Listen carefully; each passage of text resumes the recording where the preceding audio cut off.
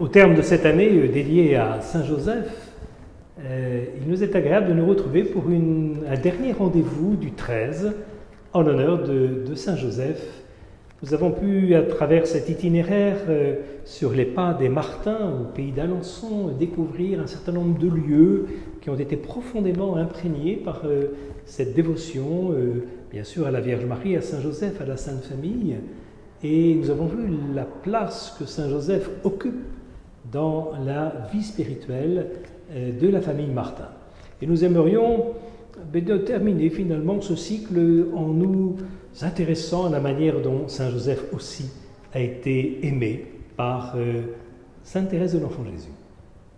Et donc c'est vers elle que nous nous tournons, et à travers son visage tel que l'a sculpté Mireille Lefrançois, nous nous rappelons ce qu'elle écrivait elle-même à propos de son enfance.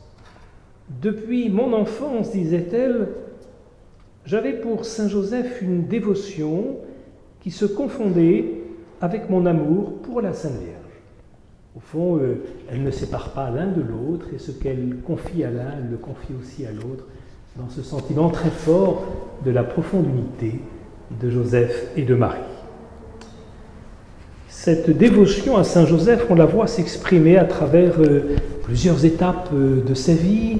Elle nous dit par exemple, quand elle est partie faire ce grand pèlerinage jusqu'à Rome, où elle était très enthousiaste, mais elle n'avait pas envie du tout que son cœur ne se détourne de l'essentiel de sa mission, qui était d'aller demander cette grâce d'entrer au Carmel à 15 ans. Elle avait confié à Saint Joseph cette demande que rien ne vienne troubler son regard et son cœur pendant ce temps de ce pèlerinage en Italie jusqu'à Rome.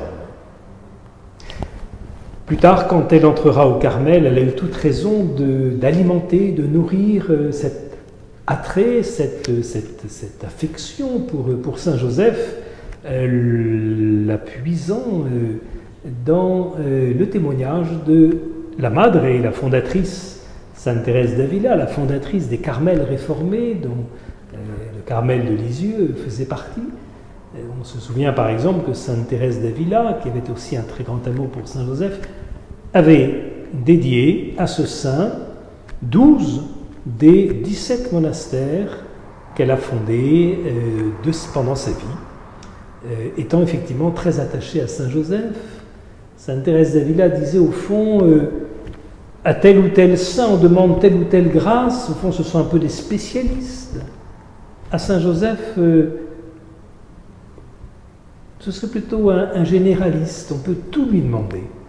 Et de fait, Saint Joseph a été très souvent invoqué par Sainte Thérèse d'Avila, aussi bien pour des raisons matérielles, dans les difficultés de fondation, quand il fallait trouver de l'argent pour arriver à ouvrir une nouvelle maison, que ce soit pour sa propre santé, quand elle a connu une paralysie dont elle a été guérie, que ce soit dans le quotidien de sa vie, dans sa recherche de Dieu. Saint Joseph a été très souvent invoqué par Sainte Thérèse d'Avila. Sainte Thérèse de l'Enfant Jésus avait alors, elle aussi, ce grand sens de la prière pour Saint Joseph, avec peut-être cette note toute particulière de lui exprimer tout simplement son affection. Mère Agnès raconte par exemple que dans les derniers mois de sa vie, lorsque malheureusement atteinte de sa tuberculose, elle devait rester dans le jardin, prendre un petit peu l'air dans son fauteuil de malade, elle était près de la statue de Saint Joseph, et puis à un moment, elle lui adressait, elle lui envoyait des fleurs. Mère Agnès lui dit, vous avez peut-être une intention particulière que vous avez envie de confier à Saint Joseph? Et Thérèse lui dit, non, c'est tout simplement pour lui faire plaisir. Donc une relation très gratuite, très libre à l'égard de Saint Joseph, qui a caractérisé cette spiritualité de Thérèse sur ce sujet. Alors on peut aussi développer une deuxième facette de l'attrait de Thérèse pour Saint Joseph, et là c'est cette lithographie qui va nous la révéler. Cette lithographie était présente au Carmel, et comme vous le voyez, elle caractérise, elle nous parle de cette fuite en Égypte que la Sainte Famille a dû vivre lorsque le roi Hérode, pris de colère, craignant pour son pouvoir, en a voulu à la vie du Christ, à la vie de Jésus. Alors, la Sainte Famille, sous la motion de Saint Joseph, a pris la route pour se rendre en Égypte. Et Thérèse a alors écrit une petite pièce de théâtre, une sorte de récréation sur ce thème de la fuite en Égypte de la Sainte Famille. Elle est intéressante, cette petite scénette, cette récréation, parce que d'une part, elle est très concrète. Elle nous parle de la situation, eh bien, finalement, d'une famille de migrants que fut la famille du Christ. Le Seigneur Jésus, le Fils de Dieu, connaissant, partageant cette situation d'une famille de migrants.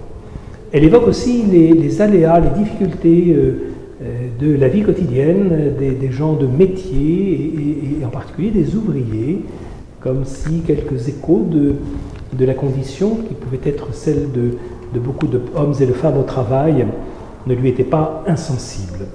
Mais elle nous parle aussi, cette lithographie et puis surtout cette petite scène de théâtre, ce petit théâtre que Thérèse a écrit, eh bien, de cette dévotion à ce que saint François de Sales appelait la Trinité de la terre, cette Trinité humaine avec donc le Christ, la Vierge Marie et saint Joseph, disait saint François de Sales, nous révélant quelque chose de la Trinité divine.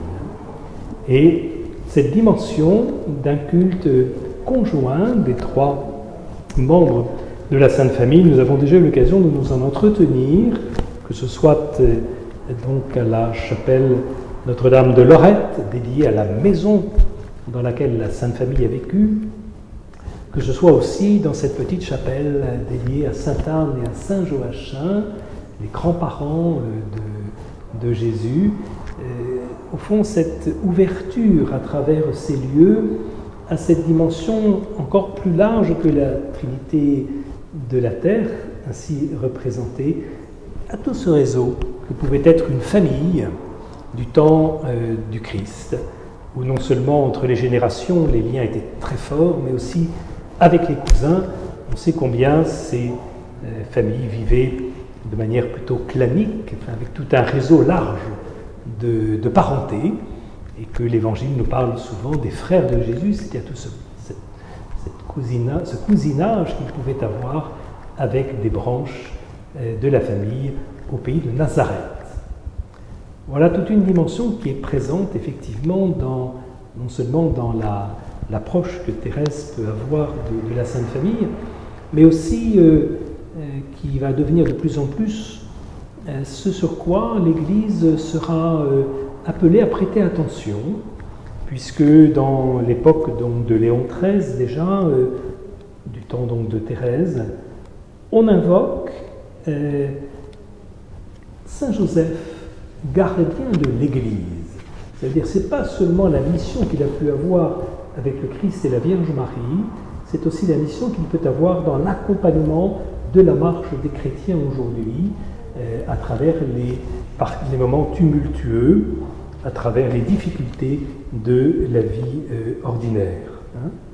Je vois par exemple, alors c'est cette lettre encyclique de Léon XIII, appelée du patronage de Saint Joseph et de la Très Sainte Vierge, qu'il convient d'invoquer à cause de la difficulté des temps. Si la fuite en Égypte représente l'affrontement que la Sainte Famille a dû vivre de cette difficulté de leur temps, il est peut-être important pour nous, qui connaissons évidemment des tribulations, comme de tout temps, mais on est quand même assez gâtés dans les temps que nous traversons, dans les grandes mutations qui concernent peut-être l'évolution de l'équilibre du monde, la manière d'habiter ce monde. Lorsqu'on est arrivé à 7 milliards d'habitants, on a des responsabilités, on a des solidarités qu'il faut développer, plus peut-être que lorsque nous n'étions qu'1 milliard d'habitants, à l'époque de la guerre de 14. Donc il y a une responsabilité nouvelle, il y a les impacts de notre présence, de notre manière de vivre, dont nous sommes de plus en plus conscient des difficultés de notre temps. Il y a bien sûr les chocs culturels, les chocs de monde qui s'affrontent. Il y a toutes ces guerres présentes en différents univers, là où effectivement ces mondes se confrontent, butent les uns contre les autres. Et puis il y a aussi toutes les mutations spirituelles, il y a toute cette évolution par rapport à la vie, à la maîtrise de la vie, toute cette relation à soi-même, aux autres et à Dieu, qui font tribulation dans le temps qui est le nôtre. C'est un petit peu avec toute cette actualité que je proposerai de conclure cette année sur les pas de Saint-Joseph avec la famille Martin, tout simplement en nous rendant vers la crèche, qui semble être un des lieux qui nous parle très fort de cette pertinence de Saint-Joseph, de la Vierge Marie, du Christ présent au cœur de la vie humaine.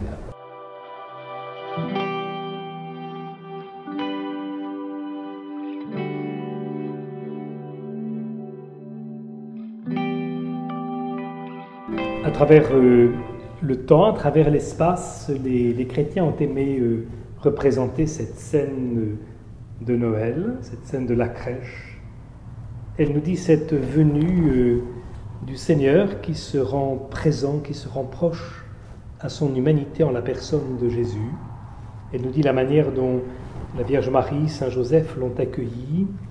Elle nous dit aussi combien cette venue de Dieu concerne tous les hommes, ici représentés à travers leurs différentes activités humaines, leur travail, mais aussi leurs relations, leur vie quotidienne. C'est à cette dimension-là que peut-être nous pourrions conduire l'achèvement de notre méditation, et ceci à travers la prière que le pape François nous dit dans sa lettre apostolique à l'occasion du 150e anniversaire de la déclaration de Saint Joseph comme patron de l'Église universelle, précisément. Le pape nous confie ce très beau trait de sa vie tous les jours, dit-il. Depuis plus de 40 ans, après les laudes, après la prière du matin, je récite une prière à Saint Joseph tirée d'un livre français de dévotion. Et voilà donc cette prière qu'il aime à dire dans les tribulations, dans les difficultés de la vie quotidienne, cette invocation pleine de confiance, pleine de foi, pleine d'affection à l'égard de Saint Joseph. Glorieux patriarche Saint Joseph, dont la puissance sait rendre possible les choses impossibles, viens à mon aide en ces moments d'angoisse et de difficulté. Prends-nous sous ta protection, prends les situations si graves et difficiles que je te recommande, afin qu'elles aient une heureuse issue. Mon bien-aimé Père, toute ma confiance est en toi. Qu'il ne soit pas dit que je t'ai invoqué en vain, et puisque tu peux tout auprès de Jésus et de Marie, montre-moi que ta bonté est aussi grande que ton pouvoir. Amen.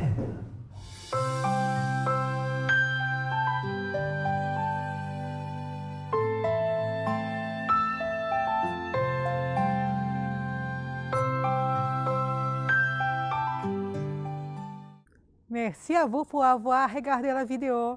Voici d'autres vidéos produits pour le Sanctuaire d'Alençon. Et pour rien manquer à notre actualité, abonnez-vous juste ici.